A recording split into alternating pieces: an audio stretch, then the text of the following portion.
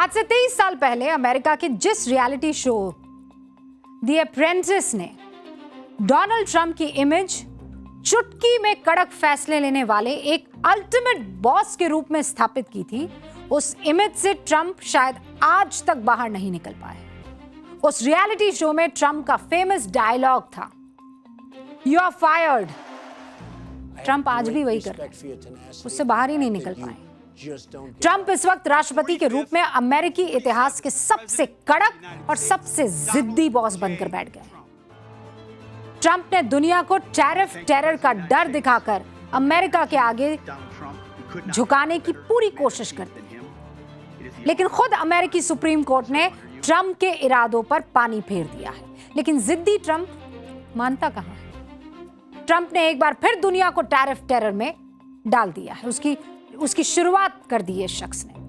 2 दिन पहले यानी 14 जुलाई को अमेरिकी संसद में सैंक्शनिंग रशिया एक्ट ऑफ 2026 नाम के एक नए विधेयक को पेश किया गया।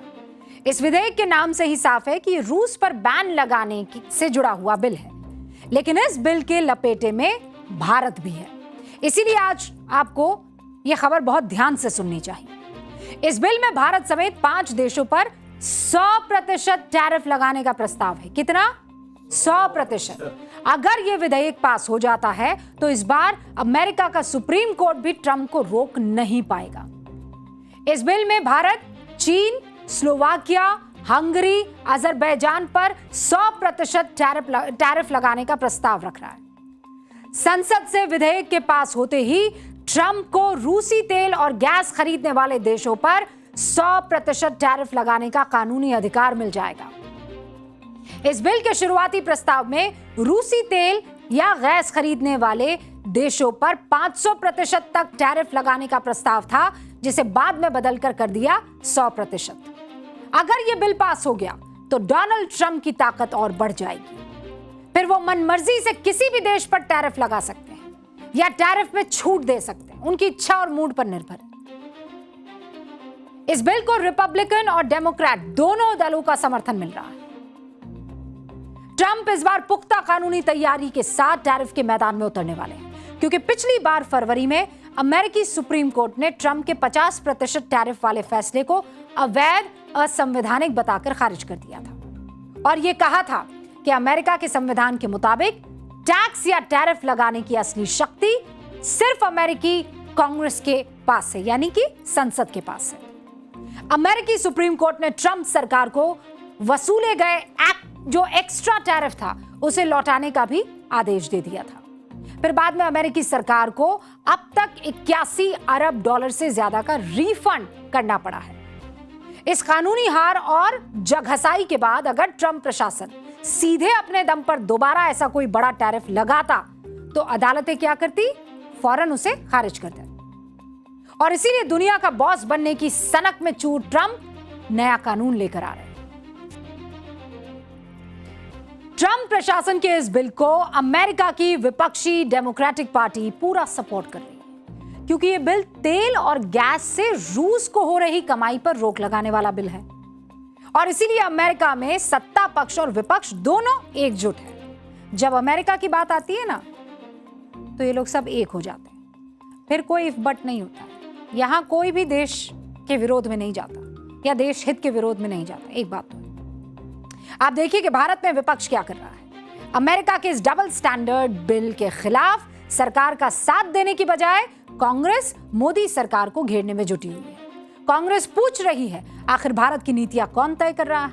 Question mark. अमेरिका लगातार भारत को निशाना बना रहा है, लेकिन मोदी जी तो पूरी तरह से सरेंडर कर चुके हैं। कोई बड़ी बात होगी जिसके लिए ब्लैकमेल किया जा रहा है, ऐसी बातें कही जा रही हैं। चले थे विश्व गुरु बनने, ऐसी बातें कही जा रही हैं। कांग्रेस की ये बात आपके गले नहीं उतर रही होगी, किसी भी शख्स के गले नहीं उतरी, क्योंकि जब विश्व गुरु बनने की बात होती है ना, तो हम भारत की बात करते हैं, किसी एक शख्स की बात नहीं करते, किसी एक प्रधानमंत्री की बात नहीं होती, किसी एक पार्टी की बात नहीं होती है, देश की बात होती है। तो क्या कांग्रेस अपने ही देश का मजाक उड़ा रही है? पीएम मोदी की मुखालिफत में कांग्रेस विरोध के जिस निम्न स्तर पर पहुंच गई है, उसके बारे में तो बताने की जरूरत पड़ती ही नहीं है। वहां पर वो दोनों एक साथ हैं, कि अमेरिका को रशिया के खिलाफ खड़े होना है तो 100% टैरिफ, चलो हम भी साथ हैं। और यहां देखिए, कब पिछली बार ये दोनों साथ दिखे थे आपको? कांग्रेस साथ दिखी थी सरकार। टैरिफ के मामले में अमेरिका का डबल स्टैंडर्ड आप देखिए। इस बिल के जरिए ट्रंप एक तीर से दो शिकार करना चाहते हैं। पहला, वो रूस की कमाई रोक सकते हैं। पहला तो यही शिकार, ताकि फंड की कमी हो जाए रशिया को, और फिर यूक्रेन का जो युद्ध है, जो लड़ रहा है रूस, उससे पीछे हटने को रूस मजबूर हो जाए। इस बिल के जरिए ट्रंप का जो दूसरा निशाना है वो है ब्रिक्स। इस संगठन में भारत है, रूस है, चीन है, ब्राजील है, साउथ अफ्रीका है। ये पांचों देश अपनी अपनी करेंसी में ज्यादातर व्यापार करते हैं और चाहते हैं कि डी-डॉलराइजेशन हो जाए। इसीलिए ब्रिक्स जो है अमेरिका को पसंद नहीं आता है, उसकी आंखों की किरकिरी बना हुआ है, क्योंकि अमेरिका अपने डॉलर डिप्लोमेसी इसमें नहीं लगा पा रहा है।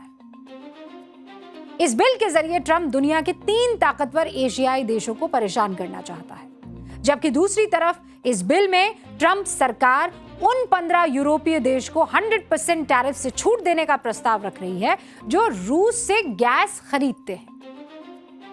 अमेरिका ने जापान, फ्रांस, बेल्जियम, हंगरी जैसे देशों को प्रमुख रूप से टैरिफ टेरर से बाहर रखा है। ये सारे वो मुल्क हैं, कौन कौन से? Japan, France, Belgium, Hungary. इन पर कोई टैरिफ नहीं है, ये रशिया से तेल खरीद सकते हैं। कुल मिलाकर 15 यूरोपीय देशों और अमेरिका के सहयोगी देशों को 100% टैरिफ के दायरे से बाहर रख दिया गया है। अमेरिका इन देशों को यह कहकर छूट दे रहा है कि ये देश रूस से 15% से कम गैस की आयात कर रहा है, और ये देश लगातार रूस पर अपनी ऊर्जा निर्भरता को खत्म करने के लिए कदम उठा रहे हैं। यही अमेरिका का दोहरा मापदंड है, डबल स्टैंडर्ड है। एक्सपर्ट कह रहे हैं अमेरिका को उसकी ये चाल उल्टी पड़ेगी। अब लोगों के दिमाग में ये सवाल घूम रहा है कि अगर अमेरिकी संसद में ये बिल पास हो जाता है तो भारत अमेरिका के बीच जो ट्रेड डील अभी अपने अंतिम दौर में चल रही है उसका क्या होगा? क्योंकि दोनों देश अभी भी इसी मुद्दे पर माथापच्ची कर रहे हैं, किस प्रोडक्ट पर कितना टैरिफ लगाया जाए। दोनों देश बिना किसी ग्लोबल कंपटीशन के अपना सामान कैसे बेच सकते हैं। लेकिन अगर बिल पास हो जाता है,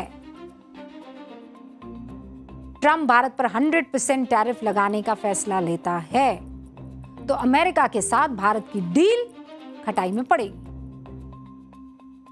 क्लियर बात। इस नए बिल में राष्ट्रपति ट्रंप को यह ताकत दी गई है कि वो जिस भी देश को चाहे उस देश को चुनकर उस पर 100% का टैरिफ लगा सकते हैं, छूट दे सकते हैं, कम कर सकते हैं, बढ़ा सकते हैं।